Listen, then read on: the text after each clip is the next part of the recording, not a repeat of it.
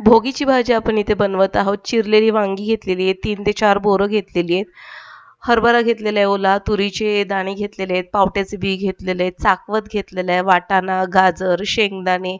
तर हे सगळं घेतलेलं आहे या भाज्यांमध्ये. आणखीन वेगळ्या काही भाज्या असतील तर तुम्ही त्या नक्कीच घालू शकता. तर यामध्ये मी एक बटाटा देखील चिरून घालणार आहे. तर या सगळ्या भाज्या आता मी पाण्यामध्ये घालून घेते. सोबतच बोरं देखील घालून घेतलेली आहेत. बऱ्याच ठिकाणी फ्लॉवरचा देखील वापर केला जातो. पण मला असं वाटतं भोगीच्या भाजीमध्ये बऱ्याच ठिकाणी फ्लॉवर वापरत नाहीत. आणि चाकवतची भाजी घेतलेली आहे. माझ्या आईकडे चाकवतच्या ऐवजी चंदन बटव्याची भाजी घातली जाते. तर इथे बटाटा मी चिरून घालणार आहे या भाज्यांमध्ये आणि चाकवत जो आहे नंतर स्वच्छ धुवून भाजी परतत असताना तो वरतून घालणार आहे. तर आता बटाट्याच्या फोडी करून मी आता या पाण्यामध्ये घातलेल्या आहेत.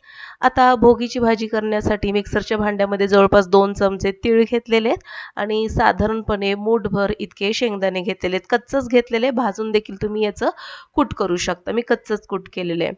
तेलामध्ये मस्तपैकी जिरी मोहरी घातलेली आहे आणि यामध्ये आता सगळ्या भाज्या घालून आपल्याला परतून घ्यायचे. चमच्याभर आलं लसूण कोथिंबीरची पेस्ट घातलेली आहे. छान असं परतून झालं की यामध्ये जी मी बोरं ठेवलेली तर ती चिरून घालते. कारण की बोरामध्ये बिया पण असतात आणि दुसरी महत्त्वाची गोष्ट बोरं हे खराब देखील असू शकतात. म्हणून बोरं नेहमी चिरून घालावीत. आणि यामध्ये आता चिरून घेतलेला जो चाकवत होता तो घालून छान असा आता मी याला परतून घेते. 1 ते 2 मिनिटासाठी परतून घेतल्यानंतर यामध्ये आता मी आपल्या घरामध्ये जे पण काही तिखट असेल घरगुती तर ते घालू शकता. तर यामध्ये मी कोल्हापुरी 1.5 चमचा चटणी घातलेली आहे आणि याला आता व्यवस्थित परतून घेते.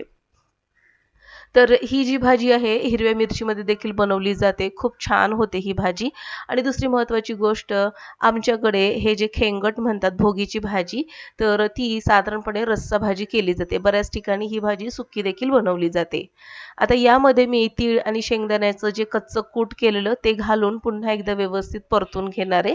आणि भाजी शिजण्यासाठी यामध्ये जवळपास ग्लासभर पाणी घालणार आहे आणि नंतर मी चवीनुसार मीठ घालून छान अशी भाजी शिजवून घेणार आहे.